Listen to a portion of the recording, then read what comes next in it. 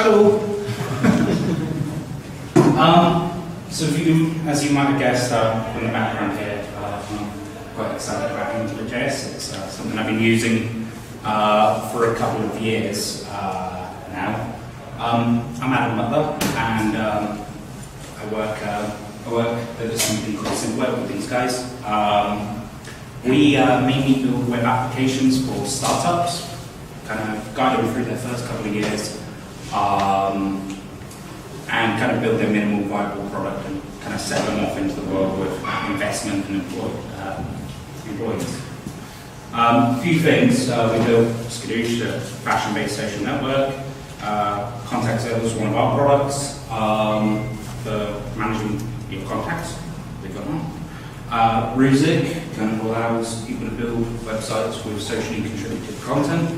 And we, with the sort of startup world, we're using Ruzik ourselves to run Get Started, kind of to help launch startups too.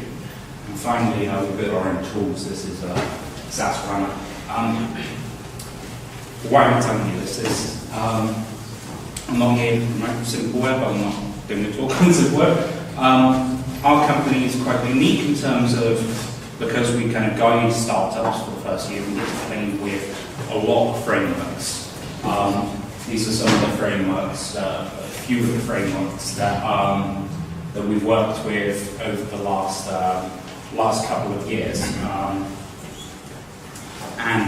These ones in the middle here, my personal favourites that I love. So today I'm supposed to be talking about AngularJS for data-driven applications. I'm not, I've done so. 2 weeks ago I went to this conference, Developers Love Bacon, and Zach Coleman from GitHub did a talk on doing talks. I realised it was kind of far too technical and just over-engineered. Obviously, as a developer, it's very easy for you to jump straight into the code with the examples. So it's for that reason I kind of changed the title of the talk to AngularJS for Agile applications. Then I'll talk a little bit about my experiences with it and why I use it and why I've come to love it. Really want to talk about these three main things.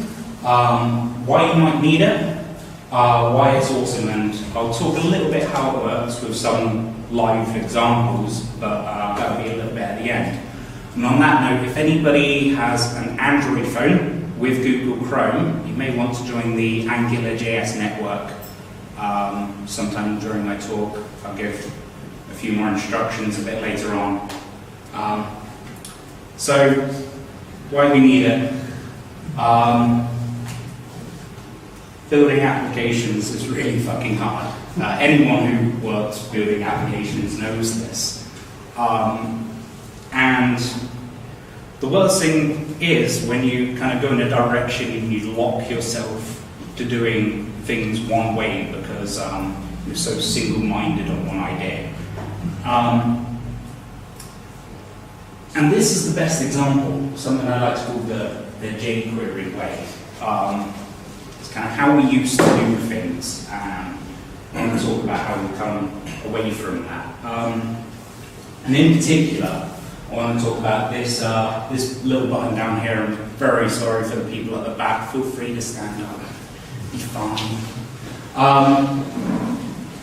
want to talk about all the things that can happen to that one tiny, tiny little element in your web application that just make, when all these little things are combined, it becomes almost impossible to build scalable applications. So with that one button, these are the things that could affect it. You could check all the contacts on this list.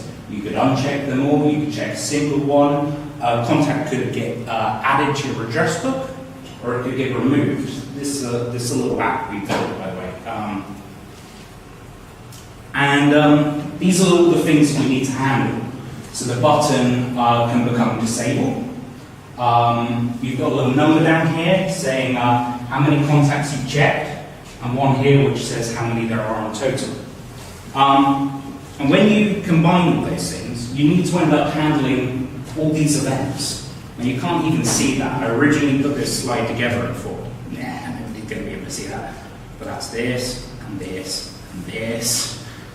It's just a chaotic list of things you need to handle with one simple little button. But the web's come a long way. We've got a lot of frameworks that help us build web applications. Some of these frameworks help you solve this problem directly, mostly the client-side ones. In particular, I want to talk about these three: AngularJS, Ember.js, and Backbone. So let's look at the facts. Let me make this a little bigger. Okay. So just looking at it, they all look fairly similar. They've all got their pros, their cons. Angular's really high performance, based on some specific requirements. When you get into scalable applications, it really matters. Backbone's very small, and Ember's extremely scalable. I want to talk about the flexibility here column. I don't think bad flexibility is a bad thing. I think Rails is a really good example of this in that it has some constraints which are quite nice. Because they're sensible constraints that kind of force like this kind of uniform style. So yeah, I don't think that's a terrible thing. And this is the Google Trends graph for AngularJS versus Backbone and Ember since it launches. This actually really surprised me.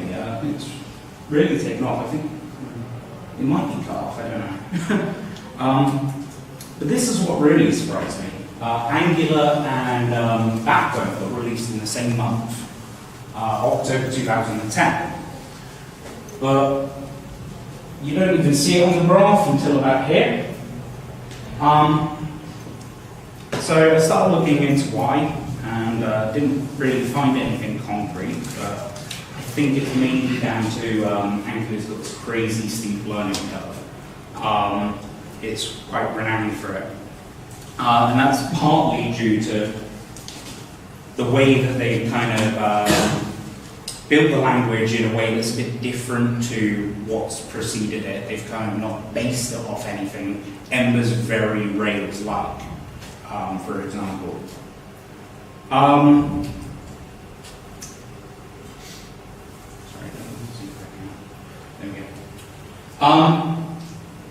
And they've kind of come up with all these concepts. Some of these you'll recognize, some of these are common between different platforms. Others are new concepts that Angular's come up with for solving sort of modern web application problems.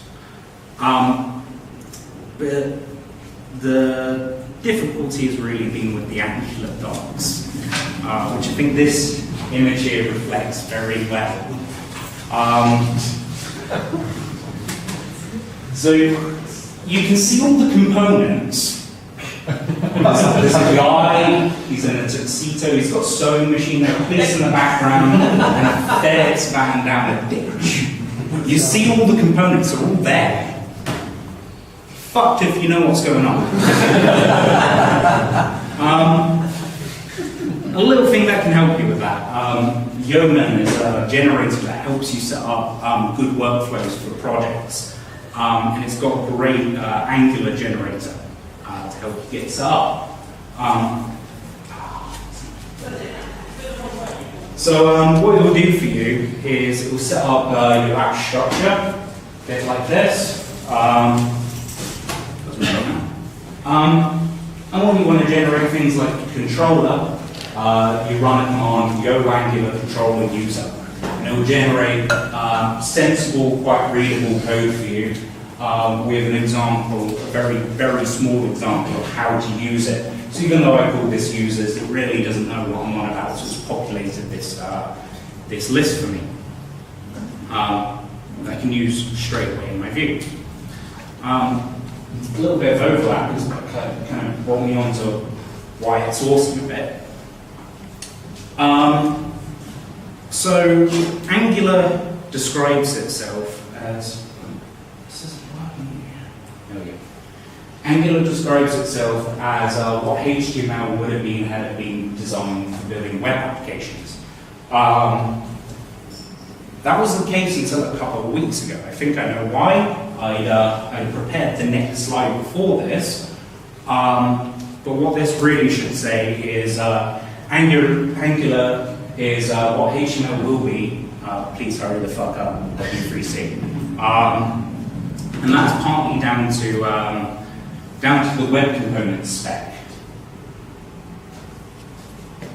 Why do I have the Marty McFly slide on my laptop and not there sometimes?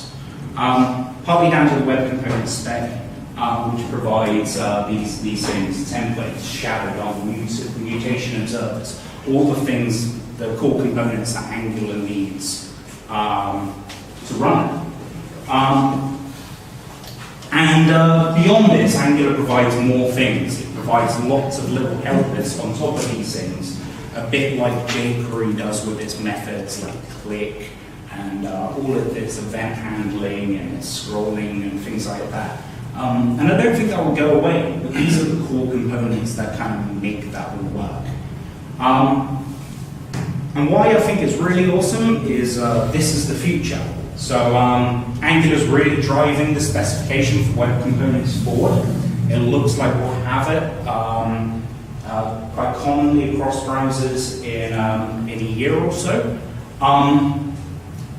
But it's all going to be in C. So your applications, kind of with very similar syntax to AngularJS, are going to be running on C code directly in the browser, which means it's going to be fucking fast. Which is just crazy awesome, and that's why I'm kind of betting on Angular to win. It's part of the spec. And I want to talk a little bit about how it works. So I have a little demo. I may need to quickly switch to the mirroring. You'll excuse me for a sec.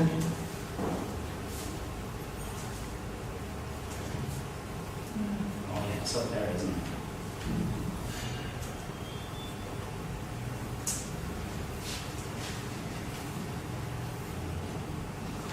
We'll do it straight. So just go through some of its really basic components, just show you what it's all about if you don't really know it. Can everyone hear me fine about that? Yeah, cool. So kind of the hello world example of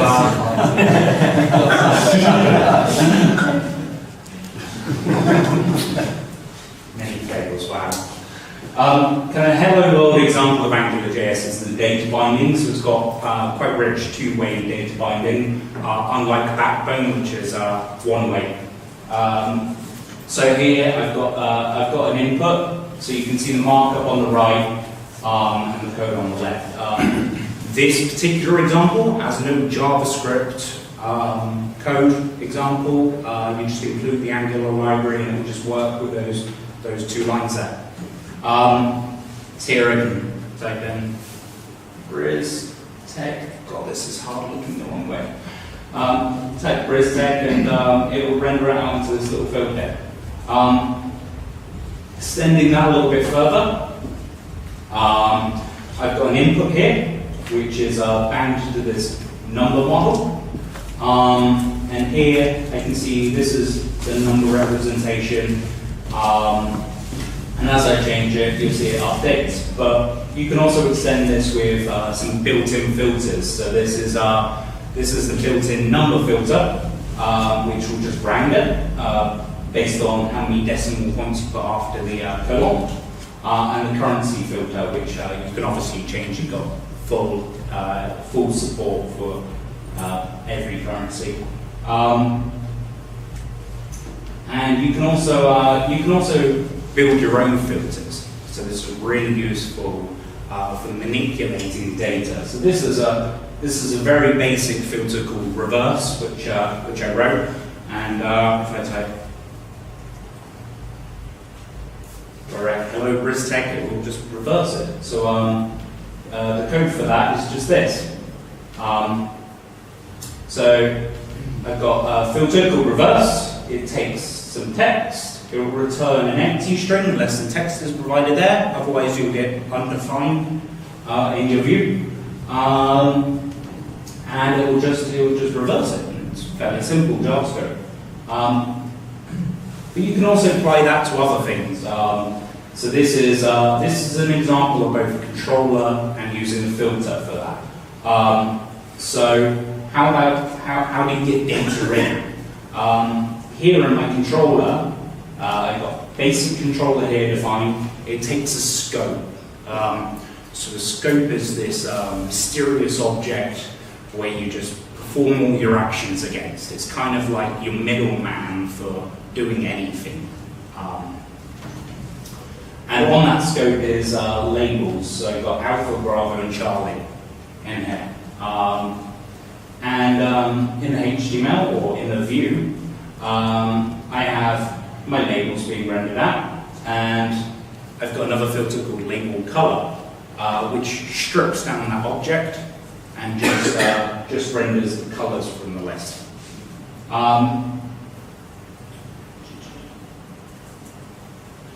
Here, so you're not restricted just to use it for display purposes. It doesn't have to just be text. Here is an example of me using a variable inside a style tag, so I can actually manipulate the HTML. So if I do badass in there, you get lime green. Nice badass color. And here's a very similar example. So this input here has a type of the input type model. So I can say this is a orange input or a color input or whatever I want it to be. And you can kind of see how using these things in conjunction can help you build your front ends for a website. This is a more complicated example. This was a little challenge I kind of did for myself actually, which was build a clock in Angular. It's not terribly complicated. It's just an SVG clock. But I've got all the rotations here set to either methods or models within my controller. And what I really quite like about this example is it works quite implicitly, so you describe how it should work, and then it just does. You're not saying update, update, update. You're just describing my rotation should be this. It should be based off these numbers, and you let Angular do that for you. You let it kind of say, hey, this number's changed, therefore these things in my view shouldn't be like this anymore. That's really quite powerful, and I'll show you a kind of real-world example of that in a moment.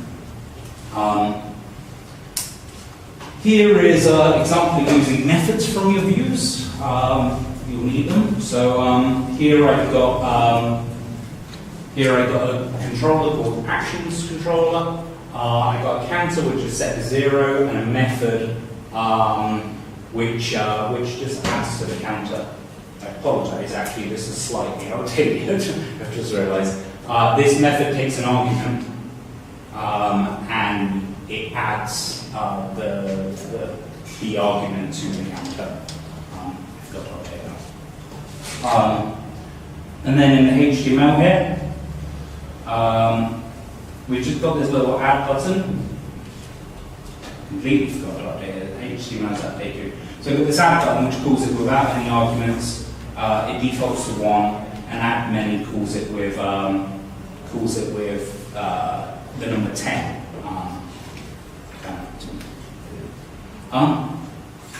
And loops. So people with the Android phones, do you want to go to Chrome and then to Angular.com and hope this works? I've never tried it on more than one device. I wish I owned Angular.com. It's just a custom firmware on my router. So yeah, it does work. So as you can see, so this is kind of an example of a real-time web application where you can join. So just you, Chris. Yep. Yeah.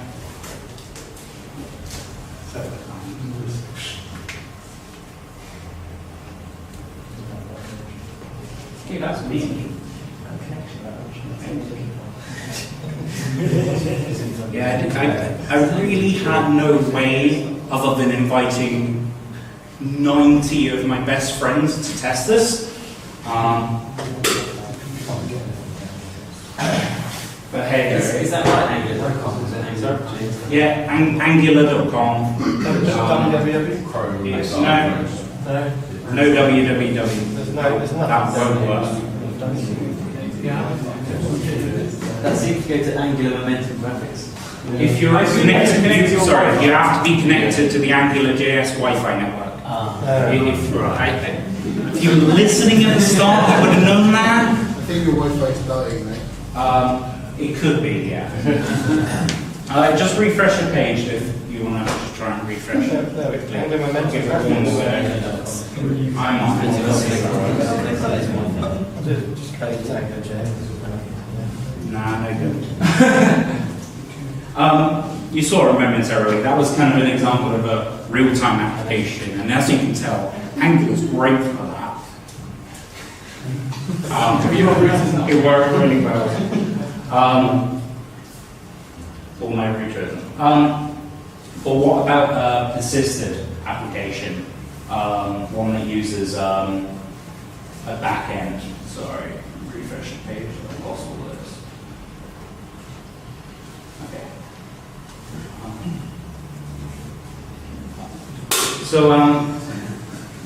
So this is kind of how you'd write an application which persisted to a database. It's incredibly simple and incredibly manageable. So it kind of comes in 2 parts. You've got your controller that you're actually kind of interacting with, and you've got your factory up here, which is providing a resource to the controller to kind of play with. Now, we import it in here. We get all of our cats and we attach it to the cats variable on the scope,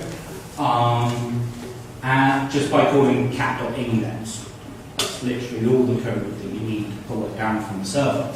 Now, when you want to create a cat, you call, I create this method, create cat, which calls cat new with its name and its type.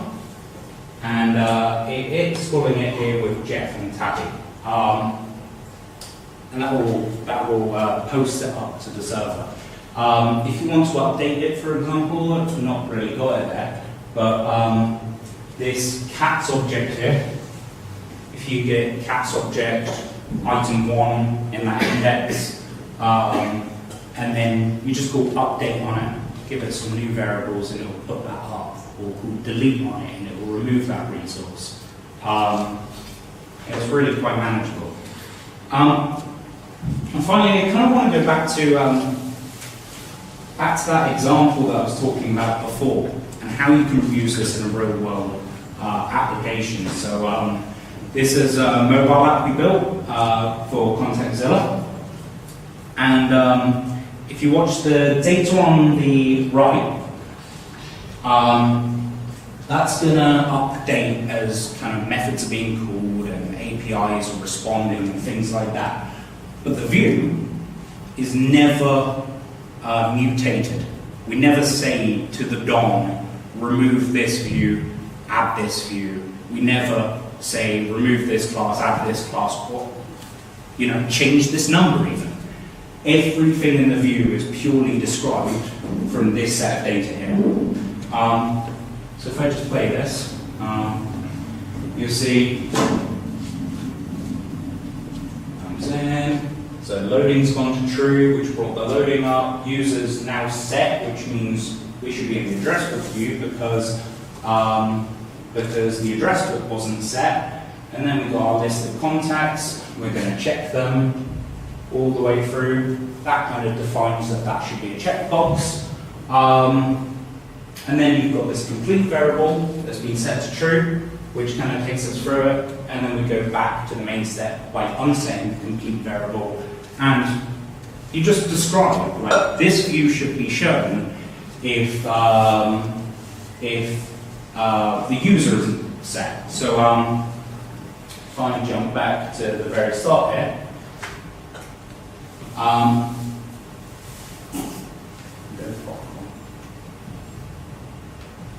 loop around update, there we go. So it knows what my username is here, because it's in a logged out state, rather. But we control that just purely implicitly based on what we know. And it makes applications really manageable. I found this an absolute delight to work with. But what it means is that kind of when you go to change things, you just change the description of how they should work, rather than have to handle all those crazy scenarios just for handling one tiny little button. And that's it. Any questions? Nick? What will be the drawback? What do you need to be careful of when you want to go to the Angular? So we started building a project a little while ago that we expected not to need JavaScript-less support, and kind of thought, if that time comes, then Angular templates are very similar to handlebar templates, and we can handle that. I was wrong. That didn't work. I certainly only ever use this if you can just work with JavaScript. And kind of like with a mobile application where we had a wrapping put over, it wasn't a problem. Like, it was never a concern. It was a nice controlled environment for us. The second thing would be Ember and Angular are quite alike today. So I was talking a little bit about how they'll kind of become in the future. And Angular's better at some bits, but Ember's more of a full package. So if you kind of don't want to rely on a router that's provided with Rails or Symfony or something like that, you've got routing support there. It's just not as sophisticated as Ember's. So it really depends on your application. What would be, if you had to compare it, because you mentioned at the beginning when you told the jQuery way, would you do that same application in jQuery, and how would you compare the two? I heard most of the question. What was the last few words? I was just saying, because you mentioned Angular as a jQuery way at the beginning of the talk. No. And then compared to, if you had to build that same application with jQuery, for example, with the capital jQuery library, for example, from Angular, but then would you do it? No. It would be entirely possible. It would probably be a little lighter weight. But kind of, we wouldn't be able to adapt it as easily. It would have a lot of technical debt. I probably wouldn't do it. But certainly the way that we used to have to do it, it was kind of like your toolbox. And what I really quite like about Angular is that it kind of still feels quite playground-esque, but the code feels very appropriate for production. So yeah, no, not with today's tools. I certainly wouldn't use jQuery, and every time I find myself thinking, oh, this is just like a really small component, I'll just use pure JavaScript or jQuery for that. You know, it always ends up being more complicated than you thought it would be, and you kind of wish, this feels like work. So would you say there's absolutely no overlap between jQuery and Angular? Would you ever use the two to complement each other, or are they not complementary? They're not complementary. The advice really is to not use jQuery when you're using Angular, because there are Angular ways of doing things which are usually better. That being said, it bundles a custom version of jQuery Lite, and I have very niche scenarios where I've had to use it, mostly around just doing things more performantly because I had no requirement for two-way data binding. Couldn't you say that jQuery is at a lower level than Angular's operating? Absolutely, yeah. So actually, if you want to implement a directive, which you have a particular custom control you want to build, then you're going to have to go drop down to the DOM level to define how that custom component's going to work. Then you will need to interact with jQuery. But you may well find that if you go back up to the Angular level, you might find there's already components that do that. Well, with Angular, I didn't really talk about it so much here. You have this thing called directives. So directives can be added to HTML nodes by either adding them as attributes to those nodes, or calling them, having them set directly. So instead of div, you have a tab, and then you define your directive and you write the actions associated with it. So yes, you're touching the DOM. There isn't a way of saying, hey, hide that thing and show that thing, unless you do touch a DOM. But you abstract it out. You abstract it out to state, so that it responds to its environment, or gives you enough control to allow you to kind of define the things that it responds to. Does that answer your question? Something you asked a question on the head of it. Would you have any particular advice if you've got something that's an application, usually starts off simple and it gets more complicated and you want things added, and you get to the point where you think actually something like Angular is probably a better solution than the jQuery way? Yeah. Would you have any particular suggestions for how to go about that? So both handlebars and Angular would be fine for this. I personally don't like handlebars, so I tend to call it like boilerplate bars. It's just got so much effort just to do something simple. But both handlebars and Angular are quite suitable for injecting into an existing application. If you want them to do just one thing, just like with jQuery, something, just add it in, use it for that one thing, and then kind of go out from there depending on your requirements. Something like Ember or Meteor, you kind of have to write it their way. Both have their kind of pros and cons. Ember's got this really beautiful structure. I kind of wish it was kind of heading towards that way of the future of HTML, but I guess it's a bit too. It's not abstract enough to become part of the kind of HTML framework, whereas Angular kind of was built with that in mind. Of the frameworks you mentioned, are they all client-side, or talking to RESTful web services, or are they...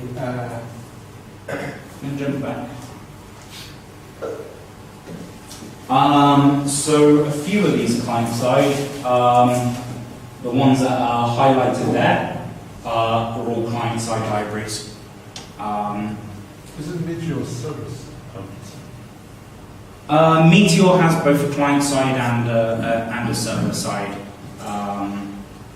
dependency, but because they're a bit this kind of weird in the middle thing where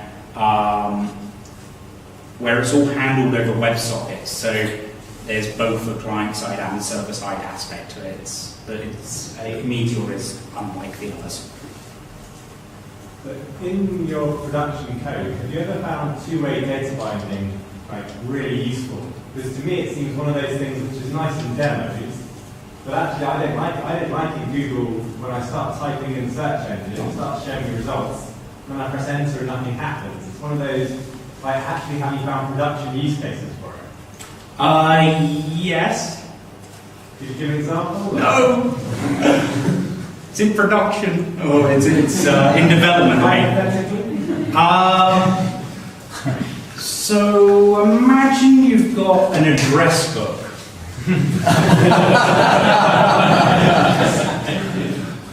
This is just one off the top of my head.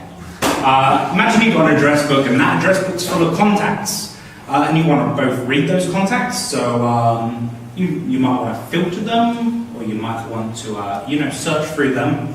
But also you might want to go into them and edit them, and you don't want to be continuously communicating directly with the server. So what you do is you have your view communicate with your controller communicates with the service that you're giving it, so a contact, for example, and you let it just do its thing and like say, hey, that contact's changed, update, and if it fails, then it will say, hey, I failed, and it'll roll back that model. So it's really useful when I kind of get that kind of in that middle ground. It's not very useful in demos, you can kind of show it, but I think when you get quite serious into it, it's incredibly useful. I have found cases where I've had to render things without AngularJS. It's not bad performance, considering that it has two-way data binding. For that specific purpose, it's very, very high performance. But when you don't need it, if you're rendering out a list of 20,000 items or something, I found on occasions that it's more efficient to render things out of handlebars where you lose that two-way binding. Does that answer your question? Yeah, it does. Although, can you just quickly explain how would you do an Angular if I'm typing and editing something I want to cancel and press escape, or press a cancel? Okay. Yeah. So do that easily, or I tend to store that in just like if I've got a contact, for example, in my controller, I have a new contact object, and when I'm ready to save that, I'll push that object into my array. And then I'll have something watching that array and says, new stuff's been added, that needs to go up. So yeah, I kind of separate that out a bit. It makes sense. It's not really part of that list because it's not something that's been committed yet. Well, I can add something in that you can have more control on the user input using the directives. Like if you don't want to do search in real time, you can create a directive that adds a delay communicating with the controllers, for example. So I also attended a talk about someone and his experiences with mobile. And the default, what I understood was that the default Angular behavior on mobile has some important performance issues, particularly with lists and watching objects, etc.